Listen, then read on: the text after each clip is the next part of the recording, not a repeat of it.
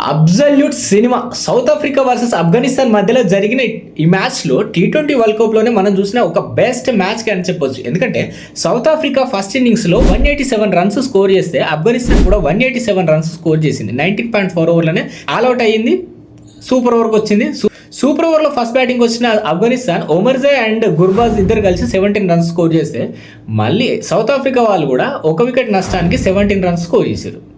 దీనివల్ల మళ్ళీ సూపర్ ఓవర్కి వచ్చింది. ఇప్పుడు ఈ సెకండ్ సూపర్ ఓవర్లో ఒమర్జాయ్ బౌలింగ్ వేస్తే ఈ బౌలింగ్లో డేవిడ్ మిల్లర్ అండ్ స్టబ్స్ ఇద్దరు కలిసి 23 రన్స్ స్కోర్ చేశారు. 23 రన్స్ స్కోర్ చేశారు. సో 24 రన్స్ టార్గెట్తో బరిలోకి దిగిన ఆఫ్ఘనిస్తాన్ అవిని తీసుకురావడం ఒక రాంగ్ డెసిషన్ లెక్క అనిపించింది. ఎందుకంటే ఫస్ట్ ఇన్నింగ్స్లో బాగా ఆడిన గుర్బాజ్ని తీసుకురాకుండా ఒమర్జాయ్ని కూడా స్ట్రైకింగ్లో ఉంచకుండా నాన్ స్ట్రైకింగ్లో ఒమర్జాయ్ని ఉంచేసాడు. గుర్బాజ్నేమో పెవిలియన్లో ఉంచేసాడు.